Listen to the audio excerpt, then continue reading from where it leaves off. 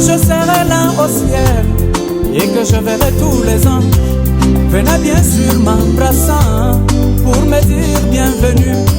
Quand je serai là au ciel et que je verrai tous les anges, venez bien sûr m'embrassant pour me dire bienvenue. Et les prophètes de l'âge en train de chanter les prières.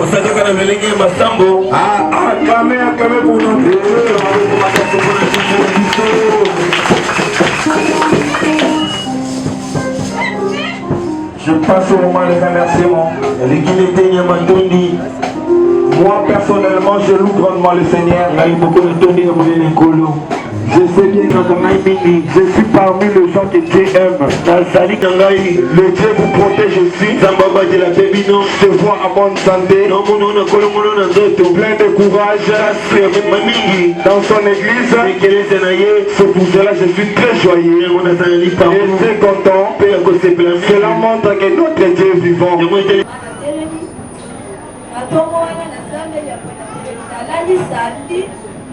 Natongo na lamuki natala bo ezosala na pasi na otombola bezokoka te nabi na ndenge nini nalali nakoka nasimba eloko ezokoka te okana ayebisina te tiapetinenga papa oyebisa ye nabengi papa na explike papa di te soza na udoni zwa pakola na mabongo nabi te nazala yango te nami nazali nango esila biza nafuta mbila bon la vie m'a fait la vie na bakoli pe na lali na lamuki na bali kotia maboko ebanda otongo mate etongo pe ezo bouger mwana misape banda osimba eloko te yango lelo nakomosimba biloko yango eselemi kotatola bona paster jana oyo asalaka na bona Acclamez pour notre Dieu. La sœur vient de témoigner la grandeur de Dieu. Amen. Nazaraki eleki vendredi nazalaki na maladi moko ebetaki nga banda butu mobimba ti na ntongo nalobi malade oyo mpo nga nazalaka ka bongo nga nzambe na nga ya jenyeme erepelaka nga bamakambo ebele ayebisi kaka soki okei komela bakisi okokufa zwakaki elamba wana oyo bapesaki yo wana lata yango nalamuki na butu wana nalobi nzambe liloba na yo ekokisama nazwi elamba oyo kisi moko eleki kisi ya liloba na yo eza te nalati yango soki mpona kokufa na kokufa kaka awa na elamba oyo na nzoto po olekisa masoni ebabakona na ngai nzambe wana nalali na ngai ti ntongo etani nabima na ntongo nayoki mwa bien nabimi kotambola ti nazongi samedi na pokwa vere ba 16 maladi wana lisusu ezongi nika lisusu makasi nakoti na ndako nalali ti mama dimanche ya lelo oyo nalamuki penza naza ngai mbimba ndenge nazalaka mikolo nyonso menga namelaka bakisi wana te mpo nayobi kaka na meni na kokufa soki na meni te na kokufa soki nzambe alingi me soki naza na nzambe ya jenyeme aza kobatelanga mikolo nyonso meatu nakufi te ata babateli mpa makita ya ndenge nini yango wana nde naye kotatola monene ya nzambe ya jenyeme kitambo na mamonani koto ndenge nzambe ayebisaki apesaki na misali moko apesaki nga message moko alobi nazoboma mais atosali nyonso nazoboma mpo eza mokano na ngai ngai naza na mwana moko ya mobali aza na age ya 19 aza na université azotanga na université abi ata osali ndenge okoéchappe mpe eza mokano na ngai nayebi nini nazosala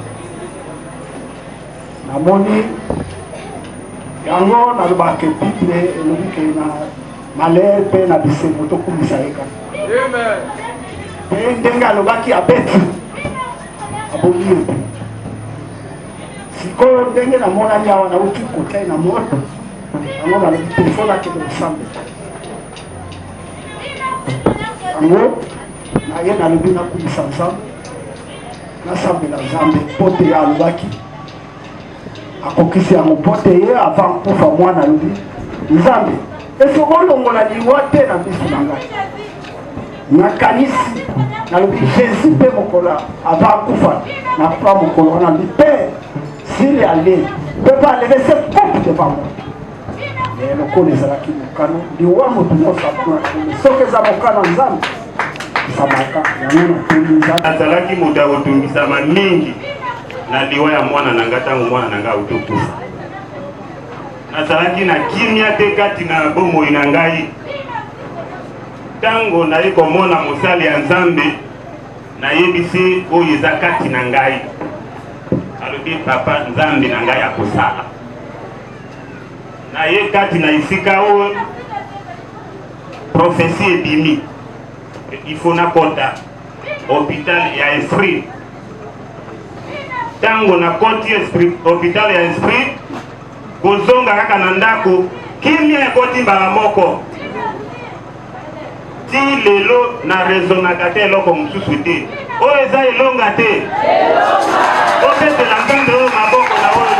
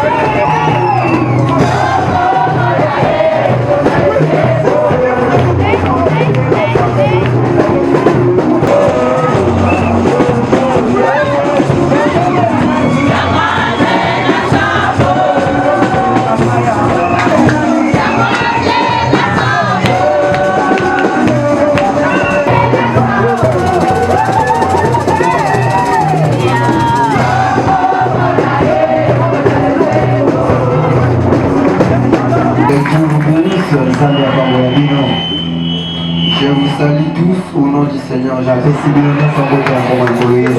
Je remercie grandement le Seigneur. La façon il nous a gardé durant la semaine. Et nous sommes arrivés aujourd'hui le beau dimanche. Avec les autres sont étalés dans les hôpitaux. Les autres leurs sont dans les morts. Ils ne sont plus dans la terre des vivants. Et toi et moi, nous sommes encore. Ils méritent nos applaudissements.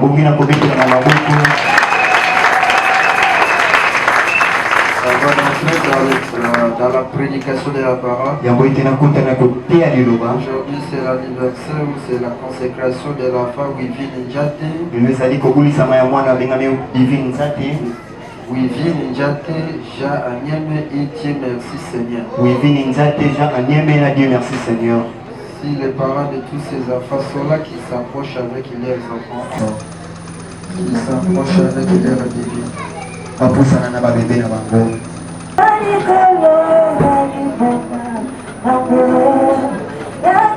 Nous voyons 3 bébés devant la chair. Les 2 jumeaux et une petite fille. Chaque jour pour crier comme un informant. Amen. Ce qui est dans cet endroit, nous bénis cette fière sois une bénédiction pour cette église, pour ce pays.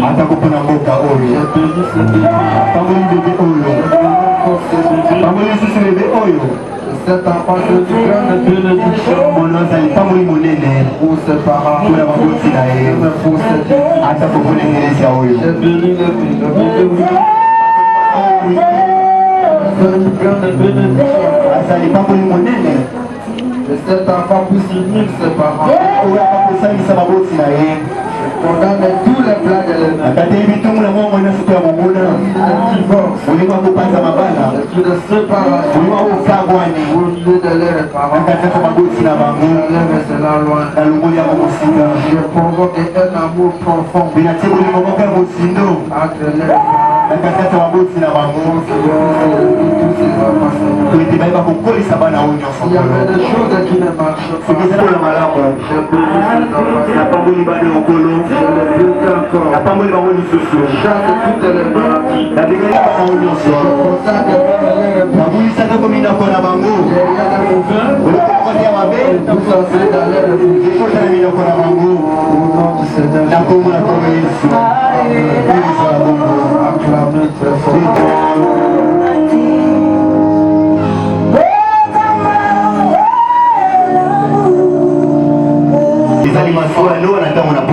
C'est quelque chose que Dieu a sonné la trompette dans sa porte pour faire approcher les ennemis.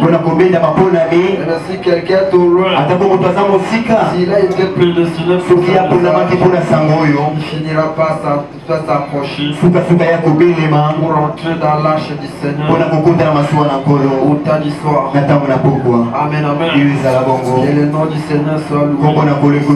Est-ce que nous pouvons acclamer pour le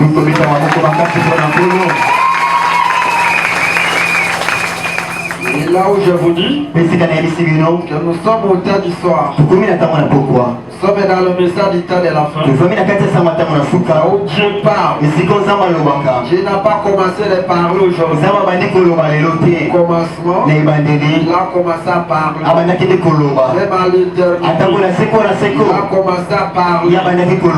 Amen, amen. La création de la terre et le soleil, ce n'était pas au commencement. C'était à l'éternité. Dieu avait dit que la terre soit. Et la terre était devenue une chose réelle. Elle n'est à l'existence. À l'éternité, que Dieu appelait toutes ces créatures.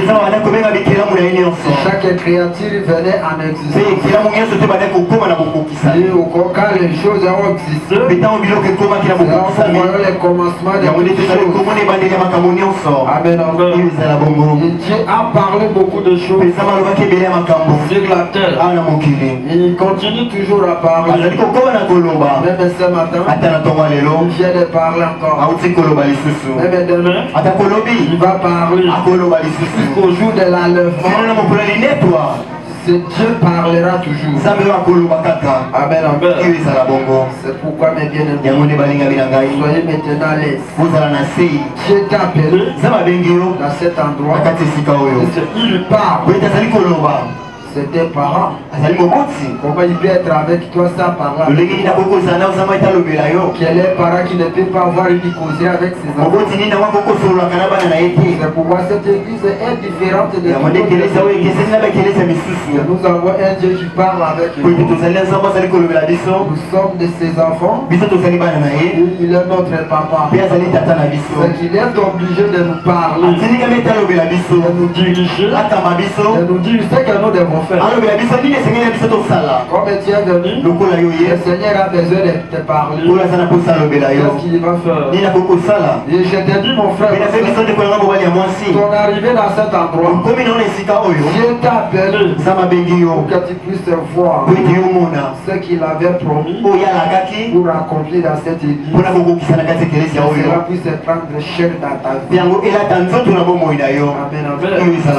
Cette église, c'est une église qui consiste à plusieurs promesses dans l'église. Amen, amen. Toutes ces promesses ont été données pour toi. Avant ton arrivée, Dieu a éparpillé beaucoup de promesses dans l'église. Même là où tu as mis tes pieds, tes pieds sont une promesse. Amen, amen. Qui a posé les pieds dans les promesses de Dieu. Acclamez très fort.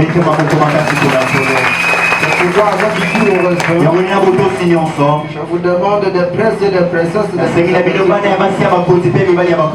pour écouter la parole de ton Créateur. Dieu va accomplir ce qu'il avait parlé. Si j'aurai beaucoup de combats, je ne vais jamais arrêter les plans divins. Je disais bien dans le livre d'Ésaïe chapitre 14. Verset 24. J'ai lu au nom du Seigneur Jésus. L'Éternel des armées l'a juré en disant, oui, ce que j'ai décidé arrivera. Ce que j'ai résolu s'accomplira. Dieu vous assiste. Demande-nous, Seigneur, et je me vois l'accomplissement de ce que tu avais promis dans cette église, dans ma vie propre. Prions tous ensemble. Dites des mots, Seigneur. C'est sur le téléphone. Créateur du ciel et la terre, Christ est ton nom. Toi les lions de la tribu de Juda. Maintenant c'est le temps de rugir. Maintenant c'est le temps de faire quelque chose. Toi le soleil de la justice. Maintenant Seigneur, c'est le moment de trancher le problème de chacun. C'est toi le soleil de la justice. Maintenant c'est le temps d'éclairer la vie de chacun. Maintenant Seigneur, nous voulons voir ce que tu avais parlé, ce que tu avais résolu. Nous voulons voir l'accomplissement de cela. Là où je te rappelle, ce que tu me disais, au travers de moi, les malades seront guéris. Ceux qui sont liés seront délivrés. Beaucoup de gens seront délivrés. Ils seront sauvés dans mon ministère. Tu me disais, partout je serai, tu descendras. Et beaucoup de gens sauront que moi j'ai un Dieu véritable. C'est pourquoi ces gens sont venus, pour que chacun soit déchargé. Et je le crois. Aujourd'hui, comme le jour de la victoire, je crois que chacun sortira avec un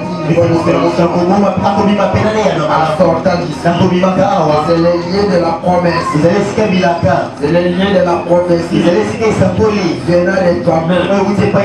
Je le crois. C'est pourquoi je bénis tous ces gens. Cet auditoire. De ton onction de la parole.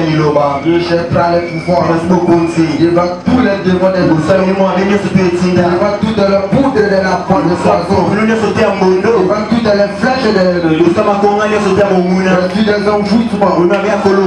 Profond sommeil. Au nom de Jésus.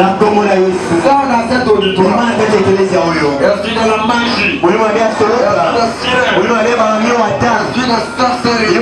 Au nom de Jésus, sors dans cet homme, le Dieu de tous les saints, avait rencontré Paul dans et la nuée de gloire, et la nuée de gloire était descendue dans le temple de Salomon, c'est descendre maintenant.